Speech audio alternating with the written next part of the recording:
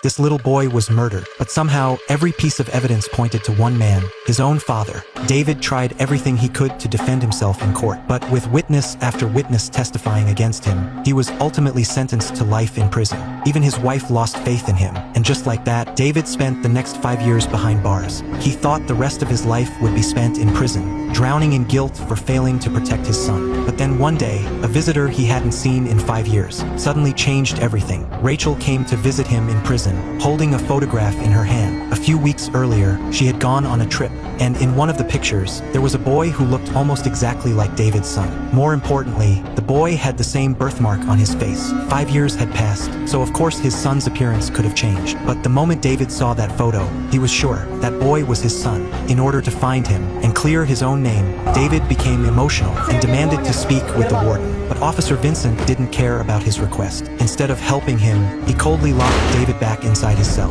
While David was still overwhelmed by the possibility that his son might actually be alive, Vincent quietly pulled out his phone and sent a mysterious text message to someone. The next day, David finally got to meet the warden. The warden had been a close friend of David's father, so over the years, he had always looked out for David. But when David told him that his son might still be alive, the warden tried to talk him down. He reminded David that they had DNA evidence. They had a body. As far as the case was concerned, his son Matthew could not possibly be alive. To him, this was nothing more than David's imagination, trying to protect him from the truth. But David didn't know how to explain it. All he knew was that his instincts were screaming at him. Something about the night his son disappeared was never right. David insisted on looking through the old case files again, because deep down, he knew one thing for sure. He could never have killed his own son. The warden still believed Matthew was dead, but the look in David's eyes made him start to question everything. So the next day, he went to see David's father. Years ago, the warden and David's father had been partners on the police force. The warden told him that he had seen all kinds of killers in prison,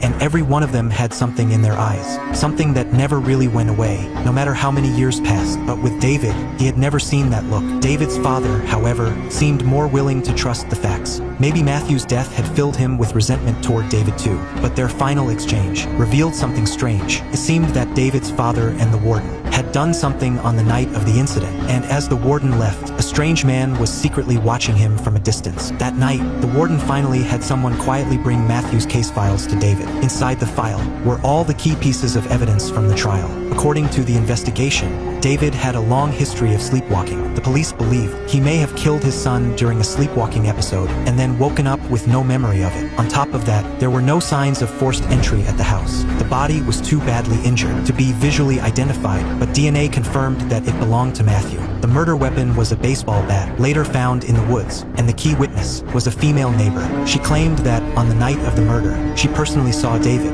burying something in the woods behind the house. She then identified him in court, but David knew he had never done that, which meant one thing: that neighbor must have lied under oath. And all the signs were now pointing to a terrifying truth. This case was hiding a secret far bigger than anyone had imagined.